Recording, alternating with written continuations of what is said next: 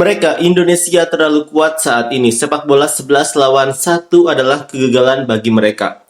Setiap kali kita bertemu, kita kalah. Tinjau cara pengelolaan dan realita kenapa maju. Futsal Indonesia bukan warga Belanda, tapi Vietnam tetap kalah. Apa alasannya? Ini memalukan dan saya tidak lagi mempercayai VFF.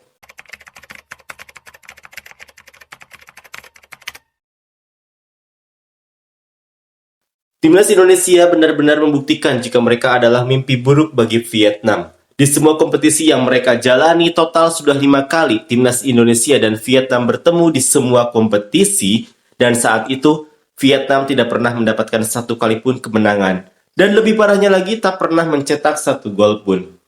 Seperti inilah komentar fans Vietnam. Federasi Sepak Bola Vietnam mungkin tidak peduli melihat tabel statistik ini. Mereka Indonesia terlalu kuat saat ini. Sepak bola 11 lawan 1 adalah kegagalan bagi mereka. Setiap kali kita bertemu, kita kalah. Dan tidak mencetak satu gol pun. Itu jelas sekali, saya tidak terkejut. Jika saya tidak bermain melawan Indonesia lagi, saya tidak akan kalah. Selain itu, saya tidak bisa mencetak gol satu pun dan kebobolan 12 gol.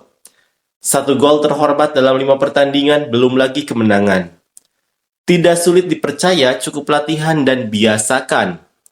Ketika mereka punya potensi yang cukup untuk mengembangkan sepak bola, maka itu akan mendatangkan imbalan kalau saya juga punya potensi itu, tapi belum tahu harus dikembangkan apa, entah itu pondasi rumah atau mesin mobil seseorang.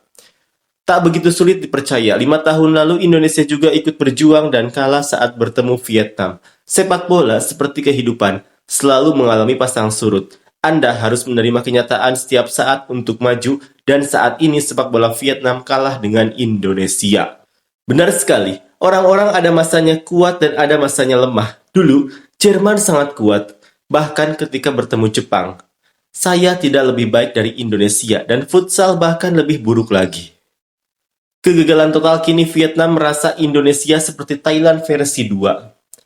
Vietnam penuh dengan kaki kayu dan bocah nakal yang tidak tahu cara mencetak gol tanpa kalah. Di mana mereka bermain, mereka kalah. Jika mereka bermain di turnamen manapun, mereka kalah. Setahun dengan terlalu banyak nada rendah di sepak bola putra, saya hanya percaya pada sepak bola wanita. Namun tim sepak bola putra dianggap sudah menyerah. Tidak ada waktu untuk memimpin seperti Park Hang-seo. Vietnam membutuhkan waktu tepat 10 tahun untuk menjadi juara satu kali.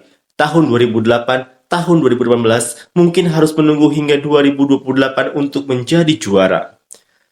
Sudah terlalu biasa, tidak terlalu mengejutkan. Vietnam kalah telak membuat Indonesia bisa menelan seluruh level tim Vietnam. Dulu, saya hanya takut pada orang Thailand, sekarang tambahkan Indonesia, peringkat 3 bagi Vietnam.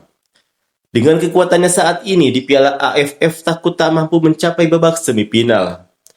Ketika Piala AFF tiba, Indonesia tidak akan memiliki anak-anak ras campuran. Tanpa anak-anak ras campuran, Vietnam akan miskin.